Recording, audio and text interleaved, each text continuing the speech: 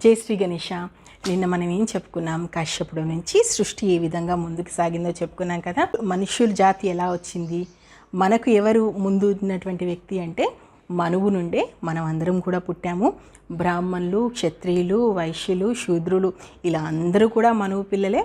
మనువుకు 13 మంది భార్యలు ఉన్నారు. ఈ భార్యలకి ఎవరెవరి కడుపున ఎవరెవరు పుట్టారు అనేది కూడా చాలా క్లియర్గా మనకు భారతంలో ఎక్స్ప్లెయిన్ చేస్తారు. మరి ఇలా ఉన్నప్పుడు సమాజంలోకి ఇన్ని వర్గాలు ఎందుకు వచ్చాయి, ఇన్ని కులాలు ఎందుకు వచ్చాయి, బ్రాహ్మణులు అంత గొప్ప వాళ్ళు ఎందుకు అయ్యారు, శూద్రులు ఎందుకు అంత తక్కువ వాళ్ళు అయ్యారు అంటే ఏమో అతి మేధావులు అనుకునే వాళ్ళు చేసిన పనో లేదా సమాజంలో వచ్చినటువంటి పోకడలు దానికి కారణం కావచ్చు. ఏదేమైనా అది చాలా పెద్ద సబ్జెక్ట్ కాబట్టి నేను దాంట్లోకి పోదలుచుకోలేదు. మహాభారతం చెప్పిన దాని ప్రకారం మనువు పిల్లలే వీళ్ళంతా. అంటే బ్రాహ్మణులు మొదలుకొని వైశ్యులు, క్షత్రియులు, శూద్రులు అందరూ కూడా పాలోళ్ళే అవుతారు.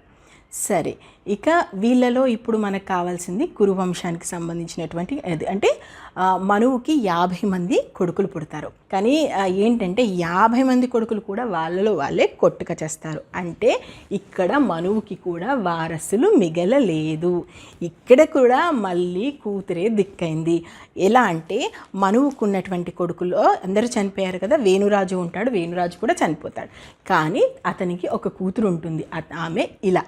ఆ ఇళ్ళ నుంచే ఈ కురువంశం అంతా కూడా వచ్చింది. అంటే ఇక్కడ కూడా వంశాభివృద్ధికి కూతురే మూలాధారంగా మనకు స్పష్టంగా కనిపిస్తుంది. ఇలా అని చెప్పాను కదా, ఆమె నుంచి కురువంశం అనేది నాంది పలుకుతుంది.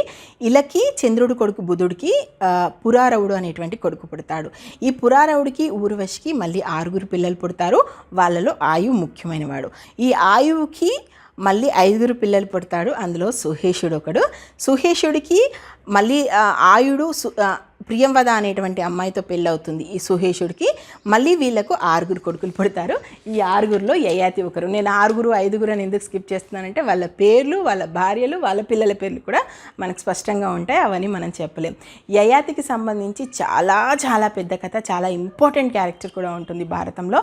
ఈయనకి 2 భార్యలు. శుక్రాచార్యుల కూతురు అయినటువంటి దేవయానిని, అదేవిధంగా రాక్షసరాజు అయినటువంటి వృషపరుడు కూతురు శర్మిష్టని, వీళ్ళిద్దరిని కూడా అతను పెళ్లి చేసుకుంటాడు. ఇక యయాతికి సంబంధించినటువంటి స్టోరీ నేను ఒకసారి భారతం చెప్పడం అయిపోయాక అందులో ముఖ్య పాత్రలు, ఎందుకంటే మీకు ఇప్పుడు కొంచెం క్లారిటీ వస్తుంది కాబట్టి దానిలో ఇంపార్టెంట్ క్యారెక్టర్స్ అన్నీ తీసేసుకుని వాళ్ళ కథలు మాత్రం మళ్ళీ స్పెషల్గా నేను చెప్తాను.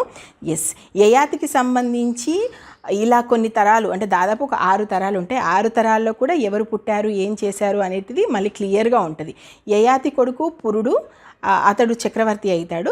ఆ తర్వాత మళ్ళీ ఒక 5 తరాల వరకు మనకు చెప్తారు. ఎందుకంటే అందులో 5 తరాల్లో కూడా పెద్దగా చెప్పుకోదగినటువంటి రాజులు ఎవరు కూడా లేరు, కానీ వాళ్ళ చరిత్ర కూడా చాలా గొప్పగా ఉంటుంది. సో ఇలా ఒక 5 తరాలు జరిగిన తర్వాత దుష్యంతుడు వస్తాడు. దుష్యంతుడు శాకుంతల స్టోరీ అయితే మనకు చాలామందికి తెలుసు కదా. మేనక అదేవిధంగా విశ్వామిత్రుడికి పుట్టినటువంటి కూతురే శాకుంతల.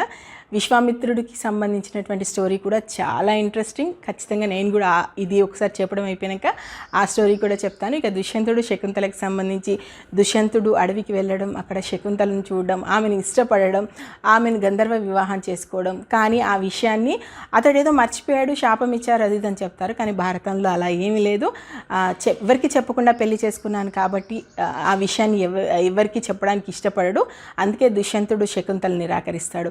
ఇక్కడ మనకు ఒక క్లియర్ పిక్చర్ ఎదురుంటుందంటే శాకుంతల తన తండ్రి అయినటువంటి కణ్వ మహర్షికి చెప్పకుండానే పెళ్లి చేసుకుంటుంది. తల్లిదండ్రుల ఇష్టం లేకుండా పెళ్లి చేసుకున్నటువంటి అమ్మాయి పరిస్థితి ఏ విధంగా ఉంటుందనడానికి కూడా శాకుంతల విషయం మనకు పెద్ద ఉదాహరణగా ఉంటుంది.